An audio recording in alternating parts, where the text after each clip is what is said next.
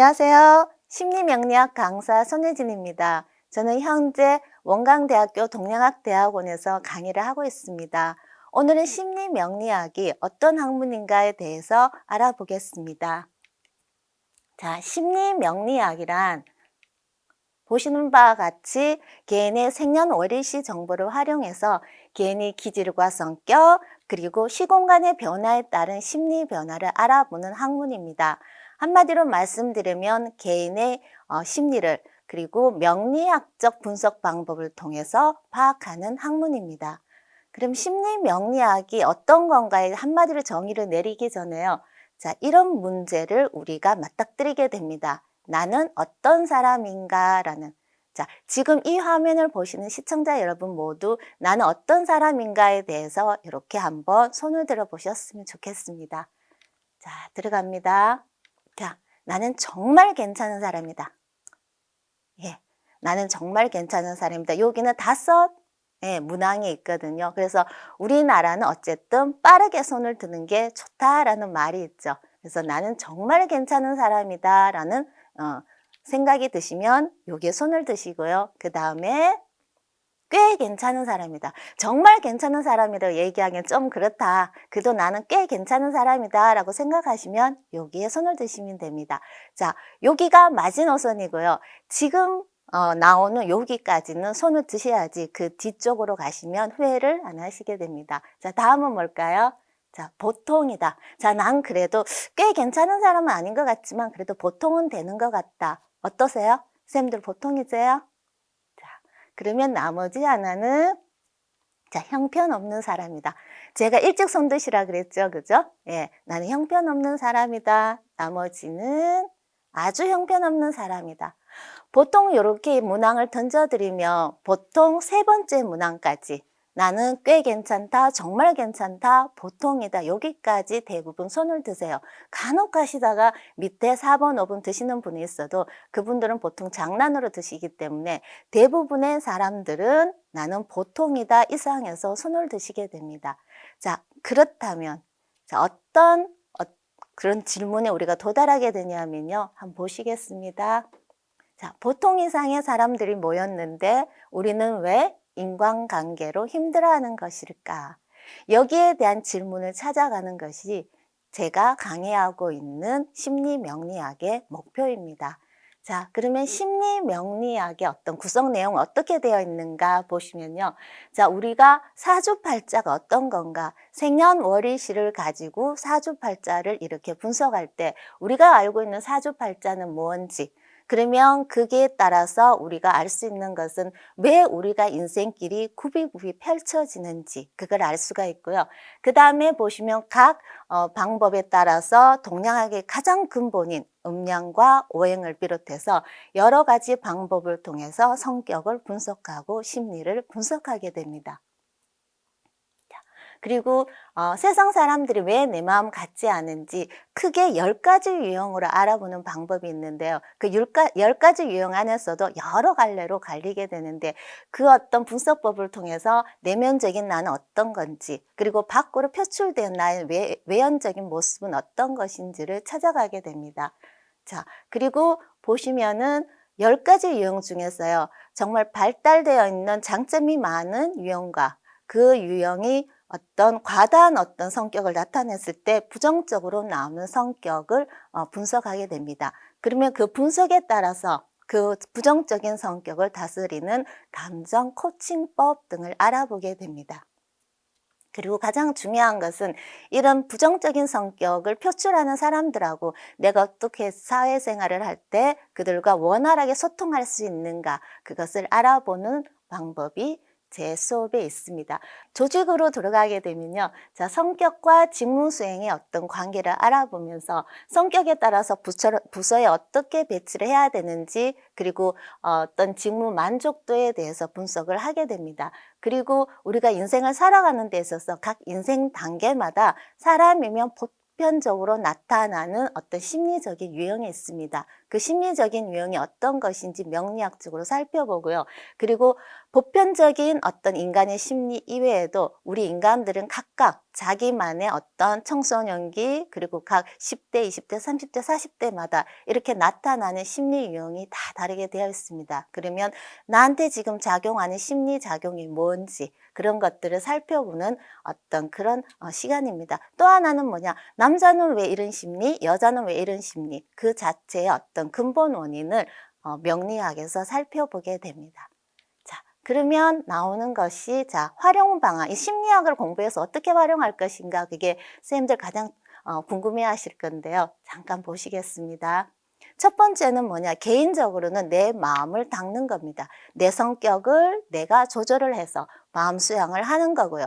두 번째는 내가 상대방을 아는 겁니다. 예, 상대방이 어떤 사람이다. 그럼 나는 거기에 대해서 어떻게 대응을 해야 되겠다. 어떻게 그 사람과 인간관계를 맺어가야 되겠다라는 그게 나오는 거고요. 그리고 심리상담 이런 분야에서는 그 내담자가 왔을 때 내담자가 자기 보고를 했던 어떤 설문지보다 훨씬 더 깊게 그 사람이 근본적으로 가지고 있는 선천적인 기질, 성격 이런 것들을 분석을 하고 지금 이 사람이 어떤 심리적인 상황에 놓여 있는지 그리고 앞으로 어떤 심리 유형 쪽으로 발전되어 갈 것인가에 대해서 분석을 하고요. 심리 상담 분야에서도 활용되고 있습니다. 자, 내담자에 대한 정확한 분석을 할 수 있는데요. 내담자가 제시하는 어떤 자기 보고식 검사를 넘어서 이 사람이 선천적으로 가지고 있는 기질, 성격 등을 파악을 할 수가 있고요. 그리고 이 사람이 지금 어떤 상태에 있는지 그리고 앞으로 어떻게 심리가 변화되어 갈 것인가까지 분석을 할 수가 있습니다. 그리고 상담자의 감정 조절법으로 인해 가지고요. 상담자 자체도 각각 자기만의 독특한 특징이 있습니다. 그 특징에 따라서 내가 어떻게 감정 조절을 해갈 것인가에 대해서도 알 수가 있고요. 그리고 내담자 유형에 따른 상담자의 대처법을 알 수 있습니다. 처음에 왔을 때 이 상담자가 어떤 사람인지 그 사람이 주는 자료뿐만 아니라 이 사람이 어떤 유형의 사람이기 때문에 내가 어떻게 대처해야 된다라는 걸 미리 상담자분들께서 알 수 있기 때문에 거기에 대해서 대처하실 수가 있고요. 자, 사회조직 분야에서도 활용되고 있습니다. 각 개인의 어떤 맞는 특성에 따라서 그 사람을 상대하는 방법을 익힘으로 인해서 팀워크를 향상시키고 그리고 각 팀에 맞는 알맞은 배치를 할 수가 있습니다. 그리고 개인의 직무 수행을 향상시키게 되는데요. 그 사람이 지금 처해진 심리적인 어떤 상황 그리고 이 사람이 지금 앞으로 어떻게 심리적으로 변화가 되어 갈 것인가를 미리 알므로 인해서 그 사람이 직무를 수행할 때 훨씬 더 자기 능력을 마음껏 발휘할 수 있도록 도와줍니다.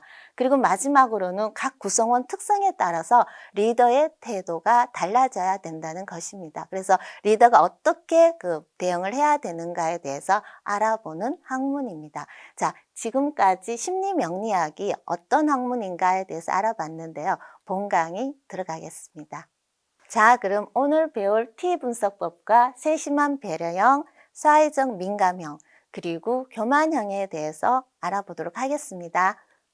자, T 분석법은 성격 분석법도 되지만 자, 여기에 있는 1을 중심으로 해서 양 날개 쪽 그리고 아래에 있는 쪽까지 이렇게 같이 분석을 하는 것을 얘기합니다. 우리가 만세력을 선생님도 휴대폰에서 이렇게 까시고요. 생년월일시 정보를 그렇게 입력을 하시면 이렇게 나옵니다. 자, 이렇게 나왔을 때 맨 오른쪽에 아래 위로 있는 것이 내가 태어난 년, 그 다음이 태어난 월, 그 다음이 태어난 일, 그 다음에 태어난 시에 대한 정보가 이렇게 아래 위로 글자가 이렇게 나오고 있는데요. 여기에서 중심적으로 나의 어떤 정신적인 주체, 육체적인 주체를 나타내는 어떤 중심은 바로 1에 있는 요 위에 있는 애입니다. 그래서 얘가 거기 보시면 1원이라고 적혔기도 하고요. 또 만세력에 따라서 일간이라고도 적혀 있습니다. 그래서 여기 있는 일간을 중심으로 양 날개, 그리고 밑에까지 이렇게 함께 분석을 하는 것이 그 사람의 주성격을 파악하는 방법이고요. 이 외에도 이 사람의 부성격을 파악하는 방법 등 여러 가지 방법이 있습니다. 자, 자세히 보시면요. 년이랑 월이랑 여러 가지 봤을 때 여기에 정관, 정인, 편재 이렇게 나와 있습니다. 10가지 유형이 이렇게 전부 흩어져 있는데요. 유일하게 일에 대해서는 일간, 일혼으로만 이렇게 적혀 있습니다. 그래서 일간에 어떤 글자가 왔을 때 일간의 어떤 10가지 성격 유형은 뭐지? 라는 어떤 이런 의문점을 많이 가지시는데요. 지금은 일간에 있는 어떤 성격이 어떤 건가 한번 알아보겠습니다. 자, 일간의 심리 유형에서요. 아까 거기 일간의 자리에 만약에 갑이 왔다. 그러면은 걔는 편재 성향입니다. 그리고 일간의 자리에 을이 오면은 정제. 그리고 병이 오면은 편관. 정이 오면은 정관. 그리고 무가 오면 편인. 기가 오면 정인. 경이 오면 비견. 신이 오면 겁재. 임이 오면 식신. 개가 오면 상관의 유형을 띠게 되는데요. 오늘은 여기 임하고 개가 왔을 때 식신하고 상관 요 성향에 대해서 알아보도록 하겠습니다. 여기에서 식신하고 상관에서 아까 보았듯이요. 자, 한번 보겠습니다. 여기 임이 오거나 개가 왔을 때도 오늘 유형에 해당이 되지만 양쪽 날개 아래 위에도 여기 식신이나 상관의 글자가 있으면 오늘 유형에 해당이 된다고 보시면 됩니다. 자, 가겠습니다. 자, 10가지 유형별 심리 분석 중에서요. 그 중에 하나, 자, 세심한 배려형입니다. 자, 세심한 배려형은 어떤 형태를 띠는가인데요. 자, 식신 성향으로 적혀 있습니다. 그래서 아까 일간에 식신이란 글자가 있든가 아니면 양 날개 쪽으로 식신이란 글자가 있으면 아, 이 사람은 세심한 배려형의 성격을 가지고 있다라고 말할 수 있습니다. 여기에서 잠깐 우리가 어떤 거다라는 걸 알기 전에 이 그림을 보고 그대로 이해를 하시면 됩니다. 명리학은 외우시려고 하시지 마시고요. 이해를 하시면 자연적으로 이렇게 분석을 하실 수가 있습니다. 얘 같은 경우는 어떠세요? 이쁘지 않아요? 그죠? 이쁘기도 하고 지금 얘가 지금 뭘 하고 있을까요? 예, 얘가 지금 연탄을 나르고 있습니다. 그래서 봉사를 하고 있고요. 남을 돕고 있는 상황이고, 그리고 얼굴 전체에서 봤을 때 굉장히 온화하고 미소를 띠고 굉장히 편안해 보입니다. 이것이 세심한 배려형의 특징이거든요. 자, 얘 얼굴에 봤을 때 얘가 지금 이걸 도와주고 난 다음에 내가 도와줬으니까 돈 내놔. 이런 얼굴은 아니잖아요. 그죠? 그러면은 세심한 배려형이 어떤 건가? 특히 여기에서 식신이라고 적혀 있습니다. 우리 명리학적 용어에서 식신에서 유일하게 신자가 들어가는 애가 이 식신밖에 없습니다. 그러면 신은 우리가 신은 어떤 존재예요? 우리 인간한테는 신은 우리를 그죠? 따뜻하게 해주시고, 예, 세심하게 보살펴 주시고, 그리고 우리의 어떤 어려운 일이 있을 때 도와주시고, 그리고 우리가 어려웠을 때 도와주신 거에 대해서 어떤 대가도 바라지 않는 거. 그게 신이 우리한테 해주시는 거거든요. 그래서 식신, 세심한 배려형의 어떤 특성을 이렇게 이해하실 때는 아, 신이구나. 신은 우리를 보살펴주고 여러 가지 그런 것들을 이해를 하시면은 얘를 쉽게 이해하실 수가 있을 것 같습니다. 한번 살펴보겠습니다. 자, 이타성이 강해서, 그래서 남을 도와주는 어떤 마음이 강해서, 그죠? 재능이나 자기 지식을 잘 베풀어 줍니다. 그리고 어떤 사람이 어려운 일이 있을 때 정말 내일처럼 가서 도와주고요. 그리고 따뜻하고 세심하게 보살펴 주는 어떤 그런 특성이 있습니다. 그리고 배려심 많고, 관대하고, 타인에 대해서 관대하기 때문에 당연히 여기 사교성이 같이 좋습니다. 그래서 가장 사교성이 좋은 사주 중에 하나가 여기 식신 성향을 가지고 있는 사람입니다. 그리고 식신은 신은 우리가 너무나 슬플 때, 아플 때 우리를 들어주시는, 우리의 소원을 들어주시는 건 뭐냐? 공감 능력이거든요. 그래서 식신, 세심한 배려형은 타인에 대한 공감 능력이 굉장히 뛰어납니다. 그래서 이런 것들로 인해서 따뜻하고 섬세하고 도와주고 도와준 것에 대해서 보답을 바라지 않고 그렇기 때문에 사교성이 좋고 많은 사람들한테 인기가 있을 수밖에 없는 유형이라고 할 수 있습니다. 그리고 타인과 어떻게 상호 교류하는 것들이 굉장히 적재적소에 따라서 할 수 있기 때문에 상황에 대처하는 능력이 굉장히 우수한 사람들입니다. 자, 그리고 자, 신은 아까 어떻게 했어요? 도와주고 거기에 대해서 바라지 않죠. 그리고 신은 돈을 욕심내지 않습니다. 돈에 대한 마음을 가지지 않죠. 그죠? 똑같이 세심한 배려형은 삶을 여유롭게 바라보고 절대 물질적인 욕심을 부리지 않습니다. 그래서 정말 진심으로 도와주고 거기에 대해서 기뻐해 주는 사람들이 세심한 배려형이고요. 그리고 이 사람들은 삶을 여유롭게 보기 때문에 스트레스 상황에 노출되어도 쉽게 회복하는 어떤 능력을 가지고 있습니다. 그리고 불확실한 상황이나 위험한 상황, 이런 상황에서도 언제나 긍정적인 마음을 가지고 할 수 있어, 괜찮아, 편안해질 거야, 이렇게 생각하는 사람들이 세심한 배려형이고요.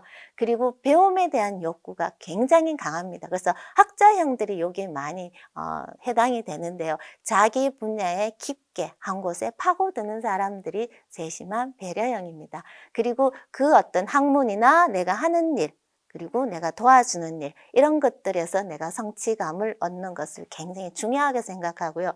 또 하나는 식신이나 이런 어떤 성향들은 뭐냐, 언어적인 능력이 굉장히 우수합니다. 내가 타인을 대할 때 사교성이 좋다는 얘기는 내가 아무 말 안 하고 있다고 해서 그게 사교성이 좋다고 할 수는 없거든요. 그래서 내가 사교성이 좋기 위해서 내가 공감하는 능력, 이런 것들을 표현하는 능력이 있기 때문에 여기 세심한 배려형들은 언어 능력, 특히 언어에서는 내가 문자적인 것들, 화술적인 것들로 나눠지는데요. 여기에서 식신은 약간 조금 문자적인 성향으로 이렇게 조금 더 강한 어떤 장점을 가지고 있다고 보시게 됩니다. 자, 그리고 문학적인 어떤 예술적인 능력을 같이 지니고 있습니다. 이게 이제 식신에 대한 어떤 특성이고요.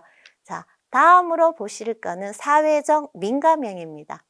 똑같은 어떤 언어적인 능력을 가지고 있는데 한쪽은 세심한 배려형은 배려하는 사람 쪽이고, 이쪽에 사회적 민감형은 조금 더 내가 돋보이고 싶어하는 유형입니다. 잠깐 보시겠습니다. 자, 다음으로는 사회적 민감형 상관형입니다. 그죠? 예, 이 아이의 그림을 잠깐 보시면 아까 식신하고 또 다른 차별이 있습니다. 식신은 아까 걔가 누군가를 도와주는 형태였습니다. 그죠? 그래서 걔 옷은 어땠습니까? 걔 옷은 수수한 색이었고요. 얘는 지금 알록달록 화려한 상황입니다. 그래서 이 식신이란 글자가 일간 밑에 일지에 있을 때는 그 사람의 패션은 수수한 면을 추구하는 거고요. 이 상관의 글자가 일간 밑에 일지에 있을 때는 이 사람의 패션은 굉장히 화려한 것을 추구한다라고 해석할 수가 있습니다. 그리고 상관 성향을 한마디로 말씀드리면은 이 사람들은 보통 내 인생 상관하지 마. 그치만 네 인생은 내가 상관해야 되겠어라는 게 이 상관 유형의 특성입니다. 보통 내 인생 상관하지 마라는 사람은 자기 주장이 굉장히 강하고요. 그치만 타인의 어떤 지적하는 것을 굉장히 잘할 수 있는 어떤 그 성향을 같이 가지고 있는데요. 요 사회적 민감형은 얘는 상관은 그렇게 해석이 되는구나라고 이해를 하시면 됩니다. 그리고 이 아이를 봤을 때 굉장히 이쁩니다. 그죠? 아까 식신도 예뻤지만 상관의 요 애도 굉장히 이뻐서 태어난 날하고 그 양쪽 날개에 식신이나 상관이 있으면 기본적으로 이 사람들의 인물이 꽤 괜찮다라고 해석을 합니다. 미남, 미녀형이 많다라고 얘기를 하기 때문에 요 식신이나 상관을 보고도 이 사람의 어떤 외모적인 것도 함께 보실 수가 있습니다. 자, 그리고 이 아이가 지금 어디에 있는지 한번 보시겠습니다. 산 위에 있습니다. 그죠? 산 위에 있고, 그리고 얘가 옷을 입고 뒤에 망토가 지금 바람에 나풀거리고 있습니다. 바람에 나풀거린다는 거는 이 산에서 저 산으로 가고 저 산에서 다른 산으로 간다는 뜻이기 때문에 그 뜻은 무엇이냐 하면은 끊임없는 활동성. 그래서 상관의 글자가 있으신 분들은 활동성이 굉장히 강합니다. 그리고 얘는 지금 어디 올라가 있습니까? 산 아래가 아니고 산 위거든요. 그래서 이 상관의 글자는 우리가 산에 올라갔을 때 어떻게 위를 쳐다보러 가십니까? 아니면은 산 아래 어떤 전경을 보러 가십니까? 그래서 요 상관 같은 경우는 사람들을 아래로 내려다보는 성향이 있습니다. 왜? 내가 뛰어나다고 생각을 하기 때문에 그렇습니다. 위에 왕관을 쓰고 있습니다. 그 얘기는 내가 남보다 우월하다는 걸 나타내기 때문에 상관은 이런 성향을 가지고 있는 사람들입니다. 자, 그러면은 어떤 유형의 그런 특성을 나타내는가 여기 한번 보겠습니다. 상관의 성향의 특징은 기분 변화폭이 굉장히 큽니다. 그래서 이 사람들은 기분이 정말 좋았다가 갑자기 또 나빠졌다가 자기가 슬펐다가 또 혼자 돌아왔다가 잘 이렇게 토라졌다가 또 돌아왔다가 이런 성향이 있기 때문에 상관의 글자가 있는 분들을 대하실 때는 그냥 그렇게 보시면 됩니다. 그게 너무 민감하게 반응하실 필요도 없고요. 이 사람들이 보이는 감정에 저 사람이 슬프구나, 얘가 슬프구나, 조금 이렇게 참아주시고 어떤 시간 텀을 두시게 되면 자연스럽게 이 사람들은 돌아오게 되어 있거든요. 그리고 아까 말씀드린 대로 내 주장이 아주 강합니다. 그리고 자존심, 그리고 나에 대한 어떤 자부심이 워낙 강하기 때문에 자기애가 강하다라고도 얘기합니다. 그리고 이 사람 상관이 있는 사람들은 항상 뭐냐, 새로운 걸 이렇게 생각을 하고 그리고 어떤 상상력이나 이런 것들이 굉장히 풍부하기 때문에 그 상상력으로 인해서 항상 새로운 어떤 문물을 만들고 새로운 프로젝트를 만들고 여러 가지를 발명할 수는 있긴 하지만 한편으로는 그걸로 인해 가지고 항상 어디에 정착하지를 못하고 이렇게 끊임없이 변화를 추구할 수밖에 없는 그런 유형을 나타내고 있습니다. 자, 그리고 타인에 대해서 민감하게 반응하기 때문에 사회적 민감형인데요. 이 사람들은 바깥에서 나를 보는 어떤 그 시선이 굉장히 중요한 사람입니다. 내가 어떤 사람인가? 내가 좋은 사람이다. 내가 정말 예쁘다. 내가 정말 대단한 사람이다. 라는 걸 듣고 싶어 하는 사람이고요. 그리고 상관의 어떤 속성은 시기 질투심이 아주 강합니다. 그래서 시기 질투심이 강하다. 또 하나는 불만과 불평이 있다. 많다가 요 상관의 유형이거든요. 이 상관의 유형은 인간의 보편적인 심리에 들어갑니다. 남성과 여성의 보편적인 공통점에 해당되는 것이 상관의 심리인데요. 이 불평과 불만은 문명이 발달할 수 있는 근원이 되었습니다. 이게 너무 많이 지나쳐 버리면 문제가 되지만 내가 지금 가지고 있는 것들, 그게 만족을 하지 못하면 조금 더 나은 것, 조금 더 나은 것을 추구하다 보면은 더 많은 어떤 획기적인 그런 발명품이 나오고 획기적인 일들을 이뤄내기 때문에 이 상관이 나쁜 게 아니고 잘 쓰면은 모든 일들을 점점 더 발전시킬 수 있는 계기가 됩니다. 자, 그리고 호기심이 많죠. 이산저산 간다는 거 호기심이 많아 가는 겁니다. 그래서 호기심도 많고 그러다 보니까 다양한 가치와 어떤 새로운 경험에 대해서 추구하게 되고, 그렇다는 얘기는 그 문물이나 어떤 이런 경험들에 굉장히 개방적인 사고방식을 가지고 있다, 이렇게 말씀을 드릴 수가 있습니다. 또 하나는 사고와 어떤 행동이 유연성이 있기 때문에 변화에 굉장히 대처하는 능력이 빠르고요. 그래서 상관이 있는 사람들이 전학을 가거나 아니면 정근을 가거나 이사를 가거나 이렇게 되면 이 사람들은 굉장히 빠르게 그게 적응할 수가 있습니다. 대신에 이제 아까 산 위에서 이렇게 내려다봤습니다. 그죠? 그건 사람을 내려다보는 것도 있지만 법률 구분 규칙이나 이런 부분들도 무시하는 성향이 있다라고 얘기할 수가 있습니다. 우리가 주차를 할 때, 보통 주차할 때를 제가 설명을 드리는데요. 자, 주차를 할 때 내가 주차선을 밟지 않고 항상 똑바로 들어갔다가 나왔다 들어갔다 나왔다 해서 된다. 그러면 상관의 성향이 아니고요. 상관 성향이 있는 분들은 주차선을 밟아도 그까이 거 뭐 이렇게 가시는 분들이 보통 상관 성향입니다. 자, 그래서 그런 성향이 있는 거고요. 그리고 아래에서 밑으로 내려다보죠. 그러니까 이 사람들은 내 윗사람이라고 하더라도 존경의 마음보다는 어쨌든 좀 순응을 하지 못해 반발하는 마음을 가지고 있습니다. 그래서 보통 여기 상관 성향 사회적 민감형은 청소년기에 나타나는 심리적인 유형입니다. 그리고 다재다능하고, 문제는 이제 이 사람들은 다재다능해서 어떤 것을 배우게 되면 단시간에 굉장히 많은 것을 배울 수가 있습니다. 그리고 단시간에 배워도 이 사람들은 프로페셔널하게 표현을 할 수가 있는데요. 다만 넓고 넓다 보니까 넓고 얕은 어떤 지식을 가질 수 있다는 그런 어떤 단점이 있습니다. 그래서 어떤 그런 한 분야에 깊게 파고들지 못하고, 왜냐하면 항상 새로운 걸 추구하기 때문에 이걸 조금 하다가 이쪽으로 가다가, 그렇지만 이 사람들이 어떤 배우는 어떤 그 능력은 다른 사람들보다 월등하게 표현은 할 수 있다고 할 수 있습니다. 그리고 상관은 암기 능력이 굉장히 뛰어납니다. 암기 능력이나 어떤 이런 것들이 독창성 이런 것들이 뛰어나기 때문에 어떤 새로운 것들을 디자인하거나 이런 새로운 어떤 학문이나 그런 분야에서 굉장히 그 능력을 발휘할 수가 있습니다. 자, 자, 이렇게 깨어져 버렸습니다. 그죠? 깨어져 버렸다는 얘기는 조금 더 강하다는 얘기입니다. 자, 상관의 글자가 사주에서, 선생님들 보시면 사주에서 한 4개 이상이다. 예, 4개 이상 정도 되면 얘는 아까 사회적 민감형에서 교만형으로 넘어가게 됩니다. 내가 8가지, 사주팔자는 8가지 글자거든. 8개의 글자에서 한 4개, 5개 이렇게 넘어가면 내가 요 성향을 조금 들고 있다. 보통 5개부터 넘어가면 이 성향이 강하게 내재되어 있다라고 보실 수가 있는데요. 자, 교만형의 특성은 이제 강한 성격이죠. 상관이 강하게 나타나는 건데 내 자기애가 너무 지나치게 됩니다. 그래서 잘난 척을 하게 되는 것들. 그리고 끊임없이 아까 산을 넘나들었어요. 그죠? 그것이 조금 더 지나쳐 버리기 때문에 끊임없이 새로운 것을 이렇게 추구해 가게 됩니다. 그래서 인간관계도 항상 새로운 거라서 상관이 한 5개 정도 넘은 사람이 있다. 그럼 그 사람하고 인간관계를 내가 맺었다. 그럼 그 사람은 나하고 깊게 인간관계를 형성하지를 못합니다. 왜냐하면 나와의 관계가 어느 정도 조금 지나면 또 새로운 사람을 항상 사귀기 때문에 이 사람들하고 내가 인간관계를 오래도록 지속해서 깊게 가고 싶다 그러면은 상처를 받으실 수가 있습니다.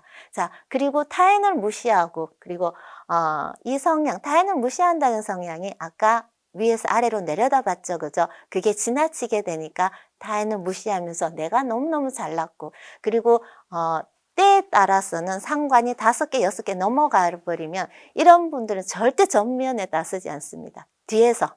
뒤에서 다른 사람을 통해서 어떤 일을 이렇게 조작을 하는 어떤 그런 성향들도 가지고 계십니다. 그래서 이 성향을 아시게 되면 이거 어떡하지가 아니고, 내가 만약에 상관 성향이 강하다. 그럼 내가 이런 성향이 있구나. 그래서 이런 성향을 내가 조금 줄여야 되겠다라고 생각하시면 되고요.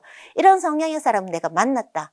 그럼 거기에 대해서 내가 알아서 대처를 하시게 되면 훨씬 더 좋을 것 같습니다. 그리고 시기 질투심이 지극히 강하다 이렇게 나와 있습니다. 그러니까 아주 강하기 때문에 이 사람들은 나보다 이쁜 사람이 있어도 안 되고 잘난 사람이 있어도 안 되고 내가 최고여야 되고 이런 어떤 성향을 나타내게 되고요. 그리고 이 사람들이 아까 상관은 기분 변화폭이 크다고 그랬습니다. 그죠? 그래서 이 상관이 너무 지나쳐 버리면은 화를 낼 상황이 아닌데도 화를 내게 됩니다. 그리고 한번 화를 내면은 꽁하게 풀어지지가 않습니다. 그래서 가장 힘든 경우가 어떤 경우냐? 분명히 상관에 여기 많은 분들에 해당되는 분들이 어떤 일을 잘못했는데 나중에 이분들하고 막 얘기를 하다 보면 어떻게 되냐? 내가 잘못하고 있다고, 내가 잘못했다고 비는 상황이 옵니다. 예, 이게 이제 배우자의 관계가 이렇게 되어버렸을 때는 굉장히 힘들어지는 관계로 가는데요. 이 상관 성향은 이런 성향을 가지고 있습니다. 그래서 내가 상관이 많다. 그러면은 내가 화를 낸다. 이런 것들도 한 번쯤은 생각을 다시 하시고 이렇게 태도나 이런 것들을 조금 이렇게 누그러뜨려 주시는 게 상대방하고의 어떤 의사소통에 그리고 인간관계 개선에 굉장히 필요한 일입니다. 자, 한번 보겠습니다. 자, 여기 상관의 요 성향이 많이 강했을 때 나타나는 게 나르시시즘이거든요. 보통 이 나르시시즘 같은 경우는 자기 왜곡이 지나치게 강하다. 자, 그림 보시면 어때요? 나의 어떤 그 자기에게 너무나 강해서 나의 어떤 공상, 환상에 사로잡혀서 내가 최고라는 생각을 지금 하고 있는 상황입니다. 자, 그래서 어떻게 나의 표현이 너무나 과장되고 그리고 인정받고 싶어 하는 욕구가 너무 강하고 그러다 보니까 타인은 무시하는 성향을 나타내고 있습니다. 그리고 상관이 많게 돼서 이렇게 나르시시즘에 가게 되면은 내가 어떤 목표를 위해서, 목적을 위해서는 수단 방법을 가리지 않게 되는.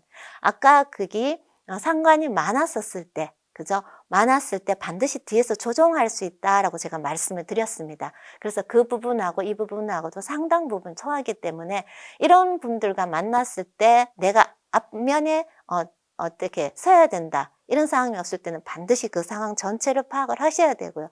내가 이 사람이다. 그럼 내가 앞으로 나가야 되지 다른 사람을 앞으로 세워서 어떤 일을 조장하시는 일은 조금 삼가하셨으면 합니다. 그리고 이 사람들의 어떤 성향은 강약 약강입니다. 강한 사람 앞에서는 약하게, 약한 사람 앞에서는 강하게 어떤 그 인간관계를 표출하는 분들이 여분들이고요. 그래서 요 뒤에서 목적 수단, 그죠? 목적을 위해서 수단 방법을 가리지 않는다 해서 가스라이팅의 어떤 그런 부분도 나타나게 되어 있습니다.